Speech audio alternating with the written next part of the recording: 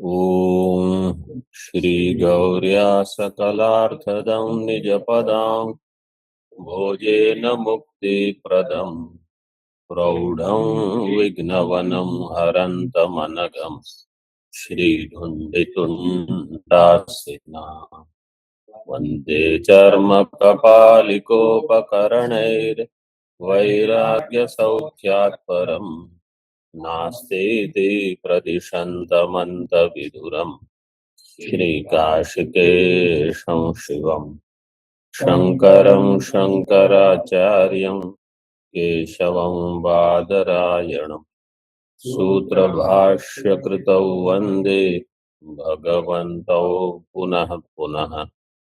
ईश्वरो गुरुरात्मेति मूर्तिभेदविभागिने व्योमवद्व्याप्तदेहाय दक्षिणामूर्तये नमः। ओम शांति शांति शांति। देवता अधिकरण में वो कह रहा है कि वर्ण व्यक्ति जो है वो प्रति उच्चारण उनकी प्रतीति होगी और आकृति निमित्तम प्रत्यभिज्ञानम स्यात्। सिद्धांत ने कहा न तो एतद अस्ति। आगे देखिए भाष्य में, वर्ण व्यक्तय एव ही प्रत्युच्चारणम प्रत्यभिज्ञायन्ते।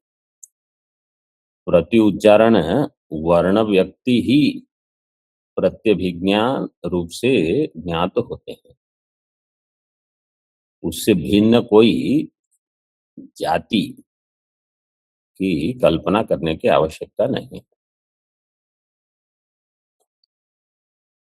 टीका में व्यक्त्यन्यत्व ज्ञानम इत्यर्थ है, न तो एतद अन्यद अस्ति कहा भाष्य में। इसका अर्थ है व्यक्ति अन्यत्व ज्ञान कोई नहीं, मतलब जाति रूप से ऐसे। अभी इस पर पूर्व पक्ष शंका कर रहा है।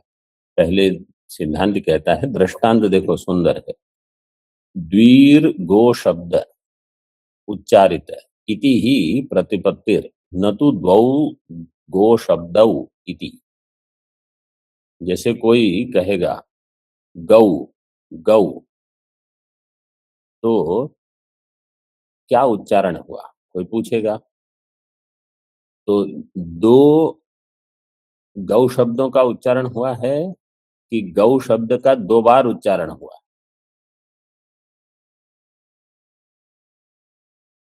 जैसे रामौ, रामः रामौ, रामौ का अर्थ क्या है? हाँ, मतलब दो राम, घटौ, तो दो घट हैं। तो यहाँ द्वीर गो शब्द उच्चारित इति ही प्रतिपत्तिर न तो द्वौ गौ गो शब्दौ। दो गो शब्द नहीं, एक शब्द का उच्चारण दो बार हुआ। जैसे कोई भी सूत्र पाठ करते हैं तो एक, अथवा श्लोक आदि पाठ करते हैं तो एक का उच्चारण दो बार होता है। ऐसा नहीं कि दो भिन्न व्यक्ति है, मतलब वही व्यक्ति है। तो इससे क्या ज्ञात होता है कि प्रत्यभिज्ञा व्यक्ति में हुई, व्यक्ति भिन्न कोई अन्य है जिसमें प्रत्यय आप कर रहे हो, उसमें गौरव है। ये दृष्टांत पूर्वक बताया। अब टीका में प्रश्न है, उदात्तत्वादि विरुद्ध धर्मत्वात् व्यक्ति भेदो अनुमान सिद्ध इति अनुमति। उदात्तत्वादि विरुद्ध धर्मत्वात्, किसी में उदात्त हो, किसी में न हो, किसी में स्वरित हो, किसी में अनुदात्त हो, तो ये तो विरुद्ध धर्म होंगे। तो इसके कारण व्यक्ति में भेद हो जाएगा, ऐसे अनुमान से सिद्ध है, अथवा अनुमान से सिद्ध कर सकते हैं। इति अनुवदति, ऐसे कोई पूर्व पक्ष शंका करेगा। ननु वर्णा अपि उच्चारण भेदेन भिन्ना प्रतीयन्ते। सिद्धांत ने कहा वर्ण समान है, पूर्व पक्ष कहता है उच्चारण भेद से वर्ण में भी भेद हो जाएगा, भिन्ना प्रतीयन्ते।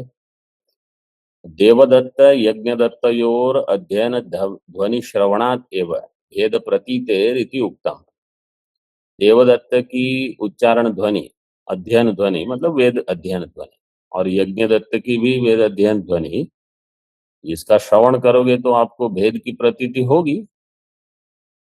जैसे स्वामी जी जब पाठ करते हैं कोई भी स्तोत्र, तो उनका शब्द अलग ही सुनाई पड़ जाता है, तो सबको पता चलता है कि वो पाठ कर रहे हैं। ऐसे वो उच्चारण भेद है उसमें, भिन्ना प्रतीयन्ते। टीका में भेद, अभी ये समाधान दे रहे हैं। भेद प्रत्ययस्य कुंभकूप आकाश भेद प्रत्ययवत् औपाधिक भेद विषयत्वात् अन्यथा सिद्धेः अनन्यथा सिद्ध व्यक्त्यैक्य प्रत्यभिज्ञया निरपेक्ष स्वरूपालंबनया बाध इति उत्तरम आह। मूल वाक्य ऐसे ग्रहण करो, भेद प्रत्यय से बाध। हिंदी अनुवाद में बाध के बदले बोध दिया है, बाध शब्द है। आपके पाठ बाध है ना? हाँ, बोध नहीं, बाध। किसका बाध होगा? भेद प्रत्यय का। भेद किसमें? वर्ण में। दो उच्च वर्ण, हाँ, वर्ण, दो भिन्न प्रकार से उच्चरित वर्ण जो है उसमें। कैसे? देखो सिद्धांती समाधान क्या देंगे। कुंभ कूप आकाश भेद प्रत्ययवत, जैसे कुंभ आकाश और कूप आकाश, तो इसमें वास्तव में भेद प्रत्यय है क्या? स्वतः आकाश में भेद नहीं है, लेकिन औपाधिक भेद विषयत्वात्, एक की कुंभ उपाधि है, एक की कूप उपाधि है। औपाधिक भेद विषयत्वात् अन्यथा सिद्धे है। अन्यथा सिद्ध कौन हो जाएगा? भेद प्रत्यय। पूर्व पक्ष की क्या समझ है कि वर्ण में उदात्त अनुदात्त आदि होने से उनमें विरुद्ध धर्म होगा, इसलिए वर्ण में आप भेद मानिए। मतलब इनका गकार अलग है, इनका गकार अलग है, इनका गकार अलग है, सभी वर्ण भेद। क्यों? किसी ने उदात्त से बताया, किसने अनुदात्त से, किसने स्वरित से, किसने कुछ ऐसे। सिद्धांत कहता है वो जैसे आकाश में हम वास्तविक भेद नहीं मानते, औपाधिक भेद स्वीकार कर लेते, यहाँ भी औपाधिक भेद विषय है। और अन्य प्रकार से जब सिद्धि होती है, जो वस्तु अन्यथा सिद्ध होगी उसके लिए आप कहोगे कि नहीं इसी प्रकार से सिद्ध करेंगे अर्थापत्ति से, तो ये आवश्यक नहीं है। और अनन्यथा सिद्ध व्यक्त्यैक्य प्रत्यभिज्ञया निरपेक्ष स्वरूपालंबनया बाधा। अनन्यथा सिद्ध व्यक्त्यैक्य प्रत्यभिज्ञया, जो अनन्यथा सिद्ध है क्या?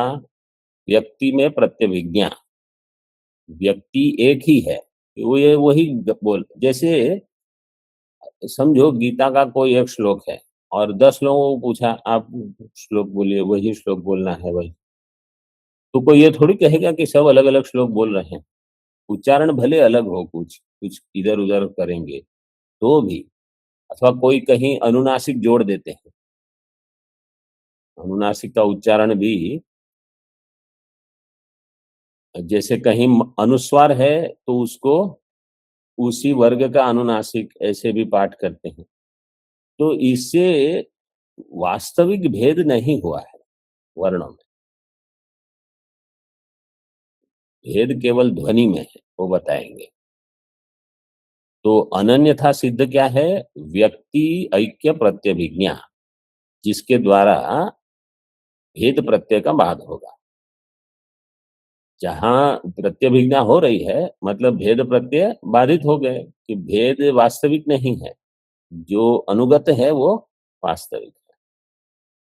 निरपेक्ष स्वरूप आलंबनया, ये विशेषण हो जाएगा किसका? प्रत्यभिज्ञा प्रत्यभिज्ञा का। वो दोनों तृतीया में, प्रत्यभिज्ञया निरपेक्ष स्वरूप आलंबनया पादः। ऐसी जो प्रत्यभिज्ञा है जो निरपेक्ष स्वरूप को आलम्बन करने वाली है, आलम्बना प्रत्यभिज्ञा तया इति उत्तरमाह। अत्र अभिधीयते, अत्र अभिधीयते, अभिधीयते कैः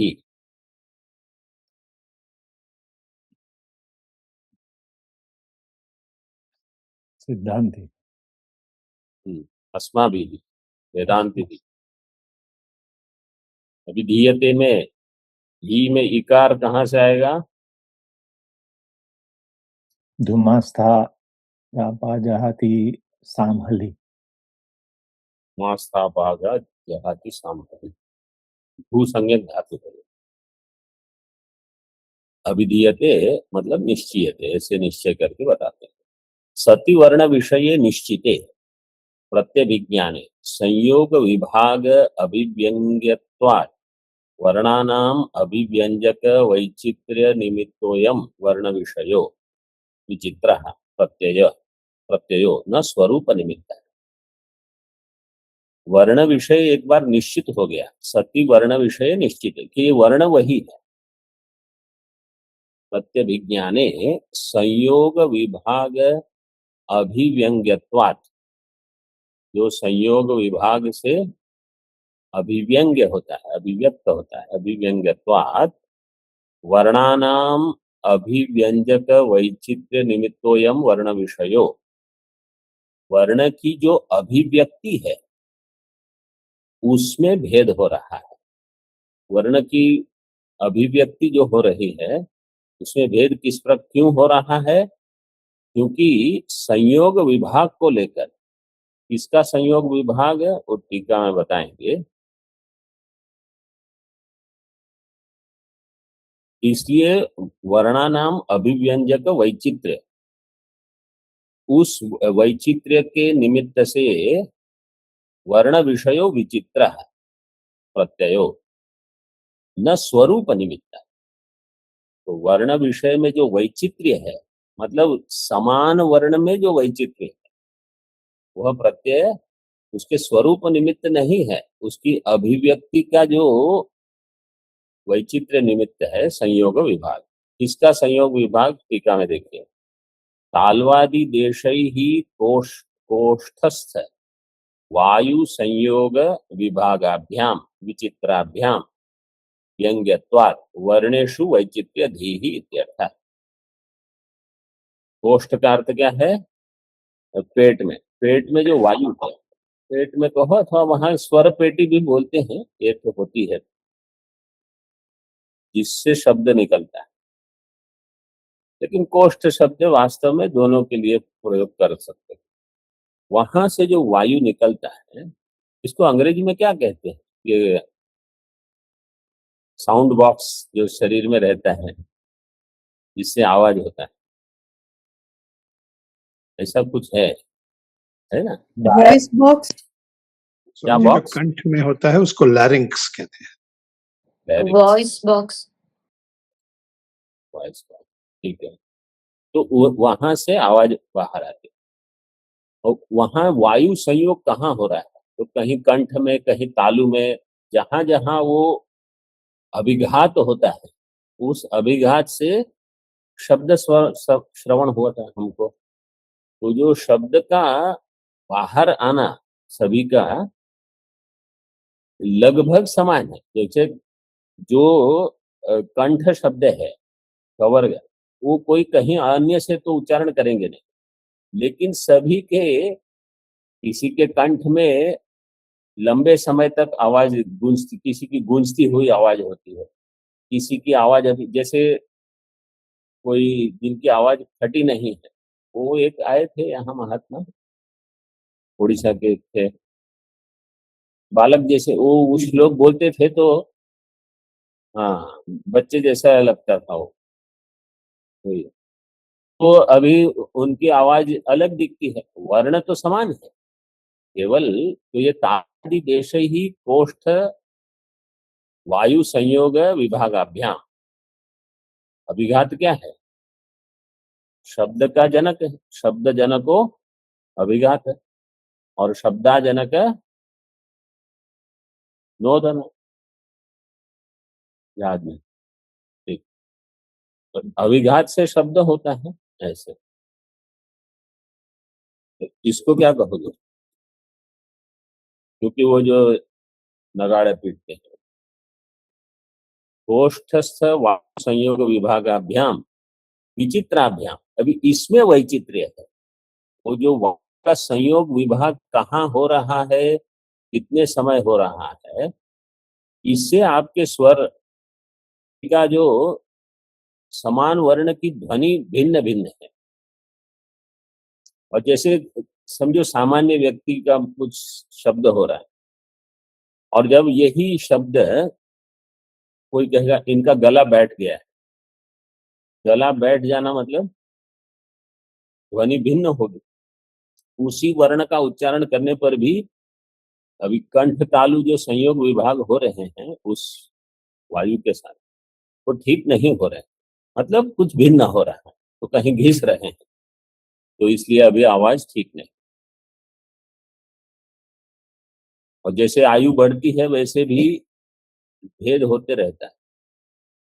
कल्पना गौरवाच्य वर्णेषु स्वतो भेदो नास्ति इत्या, ये इसमें कल्पना गौरव होगा अगर वर्ण में स्वतः भेद स्वीकारोगे तो, इसलिए वो नहीं है। थोड़ा भाष्य देखें।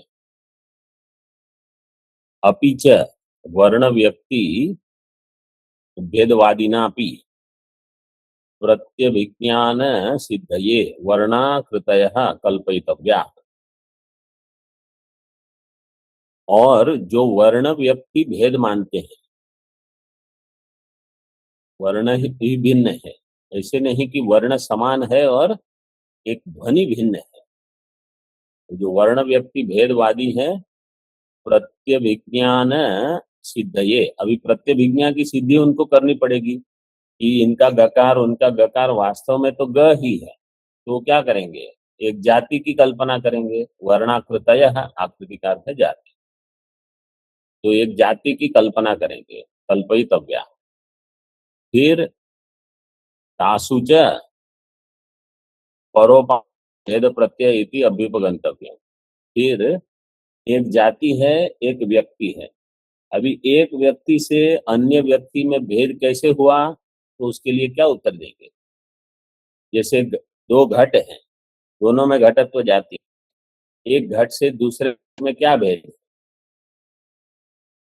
कुछ कुछ ना कुछ उनको देना पड़ेगा उत्तर, कुछ परमाणु को लेकर, कुछ आरंभ का जो द्रव्य है वो भिन्न है, वो कुछ उपाधि, ऐसी उपाधि जो जाति में नहीं है, जिसके कारण व्यक्ति में भेद है। तो तासु च परोपाधि को भेद प्रत्यय इति अभ्युपगंतव्य है, उसमें एक पर उपाधि का भेद, इसकी भी कल्पना करनी पड़ेगी। फिर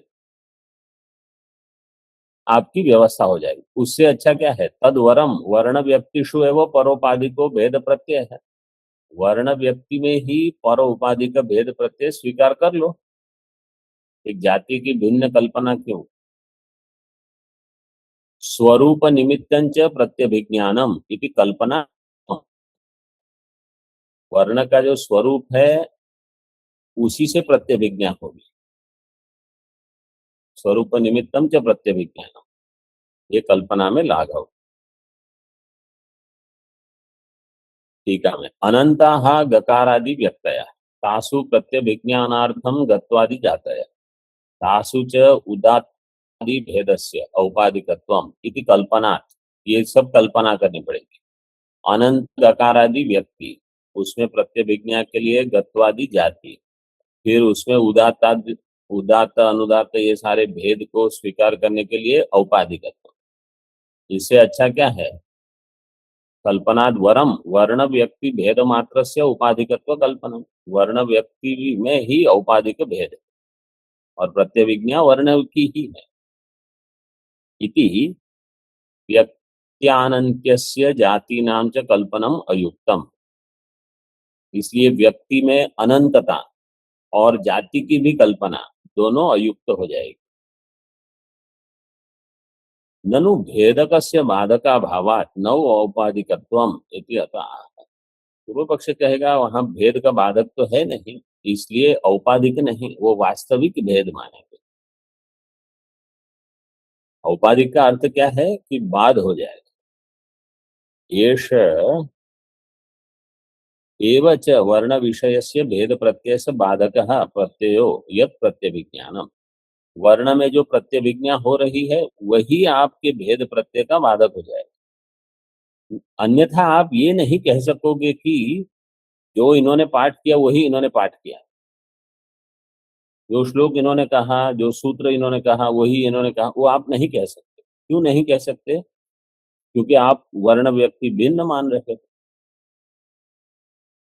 जाति समान हो तो भी वर्ण व्यक्ति अनंत मानते हैं। हम क्या कहेंगे? ये वही वर्ण है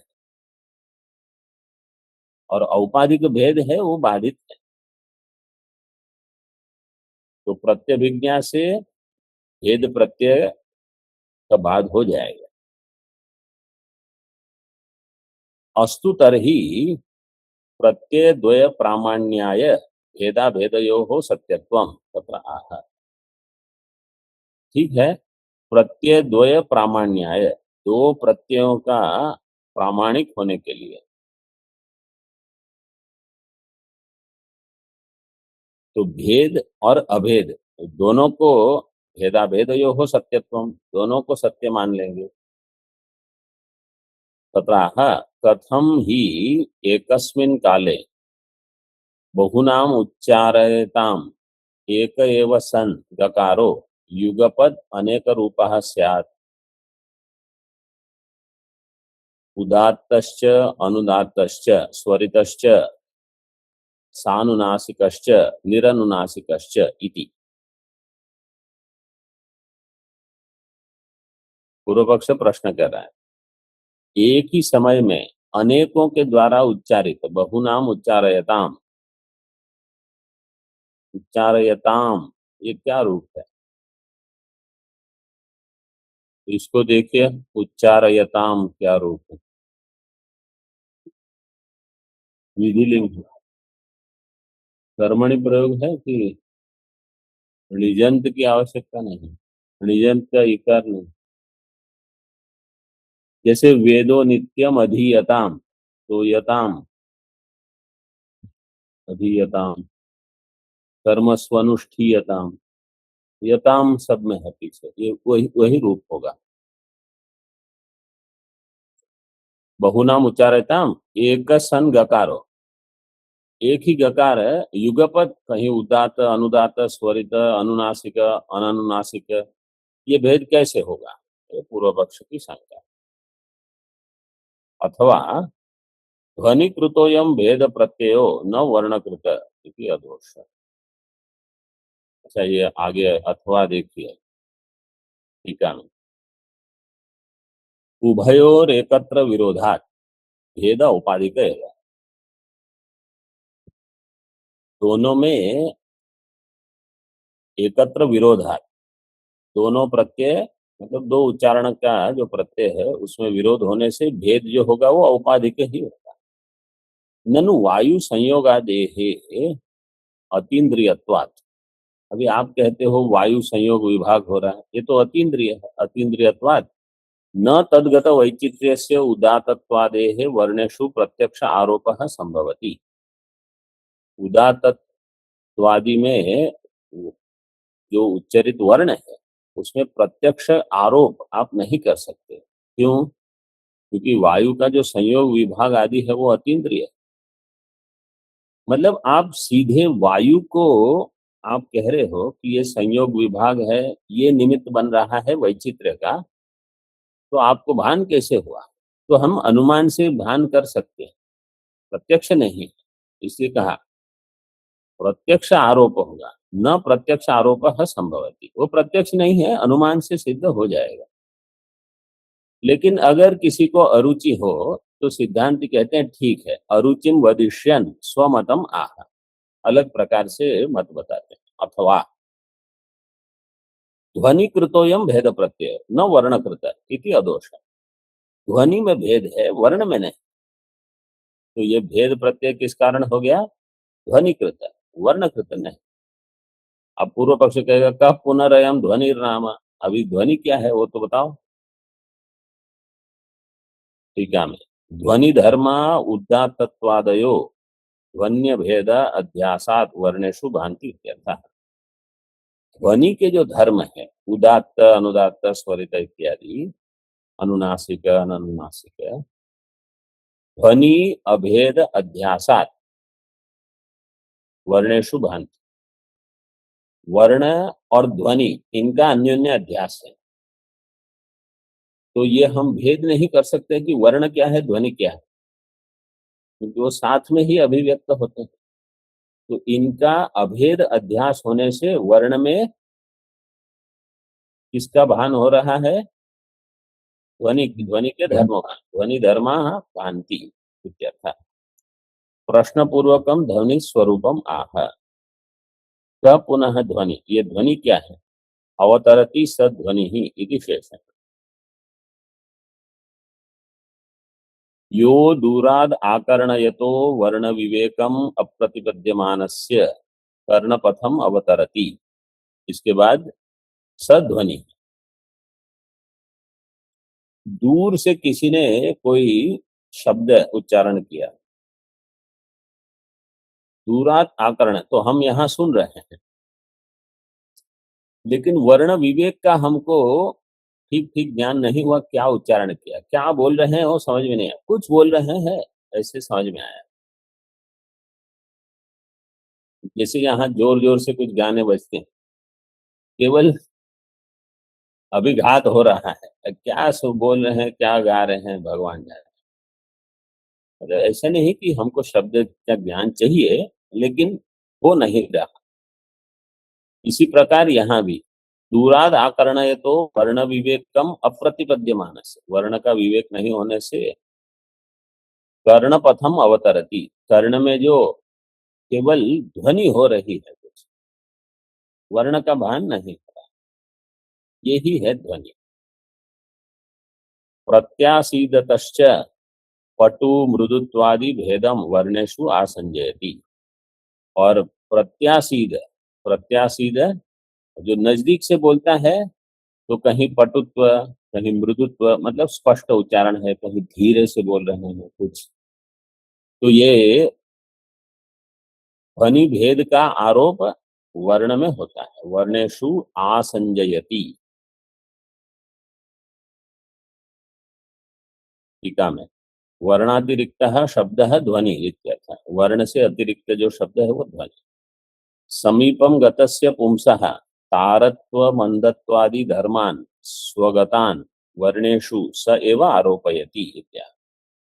जो समीप में आ गया ऐसा पुरुष, तो उसी के शब्द में तारत्व मंदत्व ये धर्मों का स्वगतान वर्णेषु, उसी स्वगत वर्ण जो है उसी में आरोप करता है, मतलब उसी के द्वारा उच्चारित शब्दों में आरोप। वो शब्द सुन जानता है, सुन सर रहा है,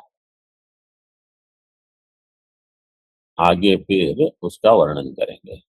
आदि पदम विवृणोति, तन्निबंधना वहां उससे ओम पूर्णमदः पूर्णमिदं पूर्णात् पूर्णमुदच्यते पूर्णस्य पूर्णमादाय पूर्णमेवावशिष्यते।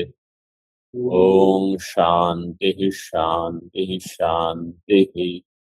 शंकरं शंकराचार्यं केशवं बादरायणं सूत्रभाष्यकृतौ वन्दे भगवन्तौ पुनः पुनः।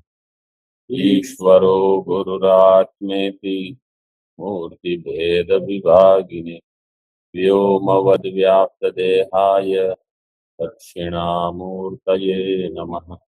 ओम शांति शांति शांति।